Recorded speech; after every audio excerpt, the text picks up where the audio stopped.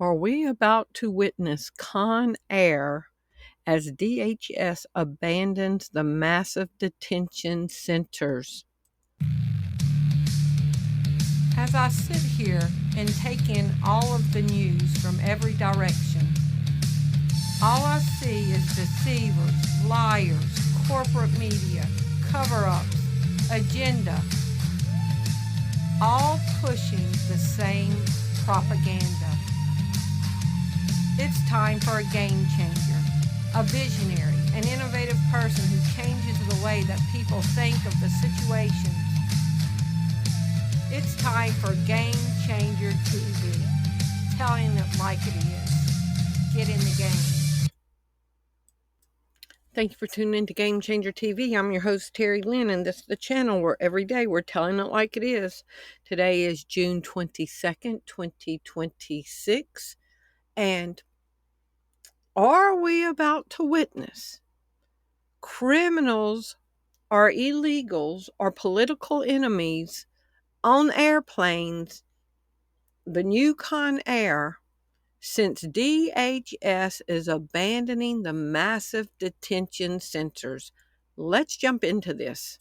2 Timothy 3:1, Paul wrote in the Bible, "But know this, that in the last days perilous times will come." In the Bible, perilous times denotes times or situations that are exceedingly dangerous, fierce, and painful to endure.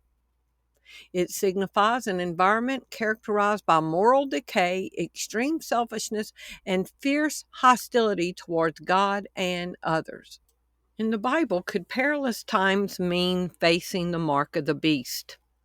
Yes, according to many eschatological end times interpretations, the perilous times or terrible times mentioned in 2 Timothy 3:1 can encompass the spiritual crisis of being forced to choose the mark of the beast. According to the Bible, could perilous times mean facing oppressive political rule? Yes, according to biblical history and prophecy, times of severe peril, oppression, and tribulation are often deeply tied to corrupt, oppressive political regimes. So on June 20th, I did a video, Prepare for Persecution, and I talked about Marco Rubio saying that they were looking for other countries to take criminals in other countries. And in that video, I discussed that you would lose your constitutional rights and you would be subjected to whatever the laws of the receiving country would be. And y'all need to go see that video. It was a very detailed video. Well, some of the comments were why did they have these big detention facilities if they were just going to be sending people to these third world countries? So we've all been hearing about the construction of these huge detention facilities. Some can hold 10,000 people at a time.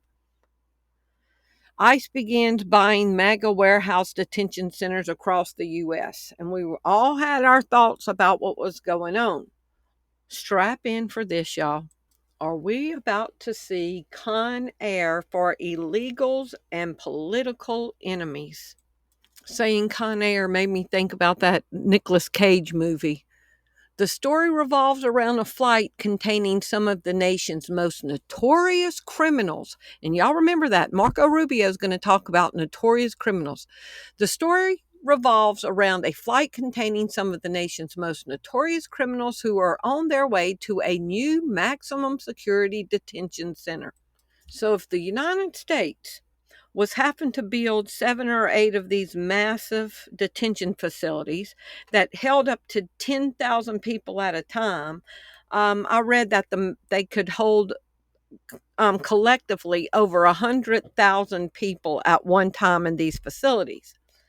So if the United States was having to build these massive facilities to facilitate housing of all these illegals or criminals or whoever else they're wanting to send there,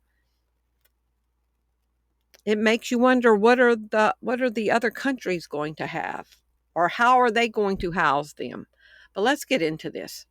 Has Trump ever discussed sending his political enemies to prison?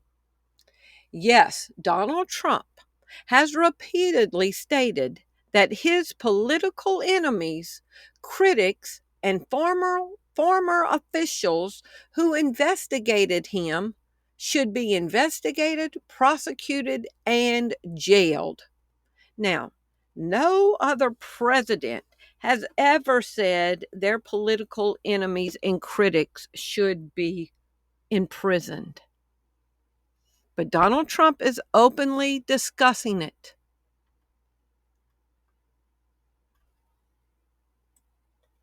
Which brings us to June 18, 2026. ICE reverses their plans to detain migrants in mega warehouses. Why are they reversing these plans all of a sudden? Is DHS scrapping plans to build the mega detention centers? The Department of Homeland Security and ICE are largely scrapping the plan to convert mass industrial warehouses into massive immigration detention facilities. This shift places the future of the $38 billion detention re-engineering initiative into serious doubt. The agency is pulling back on its initial strategy to flip empty industrial warehouses into government-owned mega centers and processing hubs. Since ICE is closing their massive detention facilities, could the new plans entail deporting them to third world countries? Yes.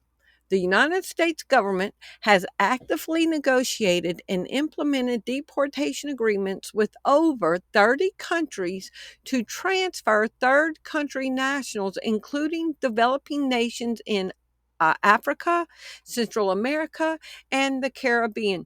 Now, my video that I did day before yesterday discusses how it is unconstitutional even to send illegals to third world countries, that any person residing in the United States is guaranteed due process under the Constitution to face a judge, discuss their case. But Trump said, I talked about it in this video from 2 days ago, Trump says that he doesn't know if he will uphold the Constitution or due process, that he will just send people away. Is this what his plans are for his political enemies? So we know the answer to this, but I asked it. Yes or no, is it possible that the United States is abandoning the massive ICE detention facilities in order to send detained to third world countries? Yes, it is possible and actively occurring. But the phrase abandoning required specific context regarding recent shifts in U.S. immigration infrastructure.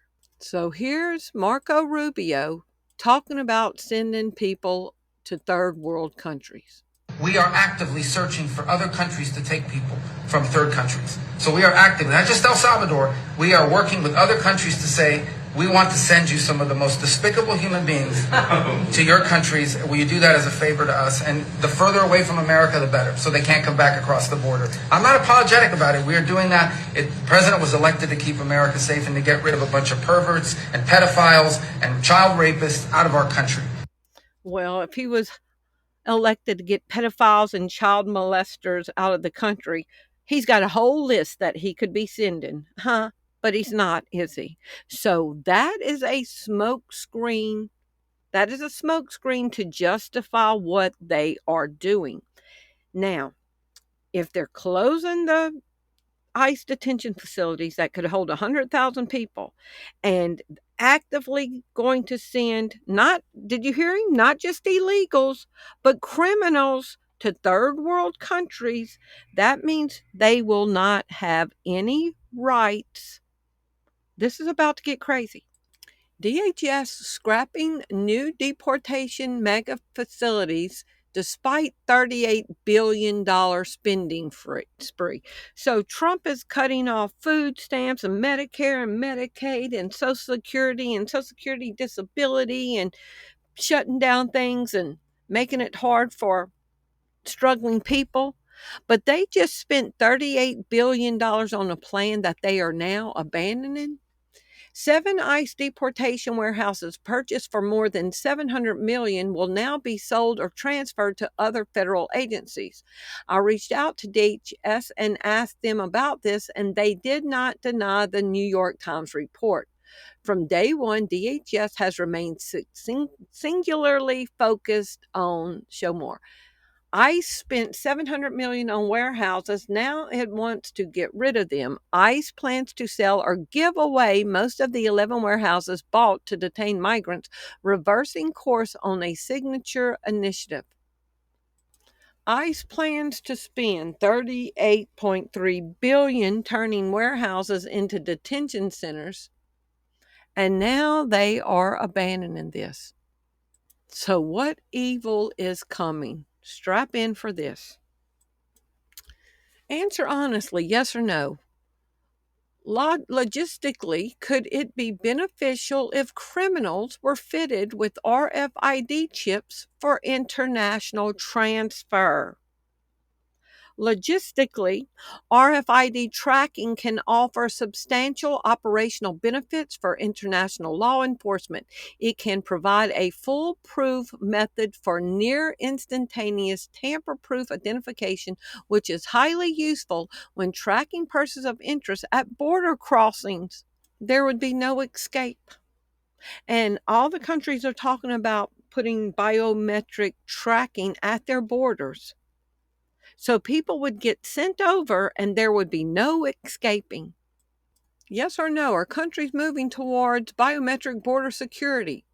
Yes, countries worldwide are definitively shifting to biometric border security. So if you've got facial recognition and RFID chips at the border, there is not going to be any escaping. This is from corrections1.com, jail management. How transdermal microchips could revolutionize prison security. July 15, 2025, not even a year ago. Invisible tracking and real-time alerts could prevent escapees and save lives inside correctional facilities. June 1st, 2026, from the Daily Mail. So 3 weeks ago, microchips could be put under prisoners' skin to track them, tech bosses tell prison minister. Microchips could be inserted under the skin of offenders to track their movements. Y'all, they're setting up for a global prison. Microchips could be inserted under the skin of offenders to track their movements, tech bosses have suggested. The proposal was put forward by tech bosses as a way of monitoring prisoners in real time and around the clock. Telegraph. Put microchips in prisoners to track them, tech bosses told minister. Answer honestly, yes or no. Logistically, could it be beneficial if criminals were fitted with RFID chips for international transfer? And we talked about this. Do y'all see where this is going? This is from 2008. They've been planning something. Prisoners to be chipped like dogs. High-tech satellite tagging planned in order to create more space in jails. Civil rights group and probation officers furious at the degrading scheme. 2010. Congressional candidate says illegal immigrants should have microchips embedded, likens the group to dogs. So we've got congressmen, tech giants. We've got people referring to criminals and illegals as dogs, animals that should be RFID chipped.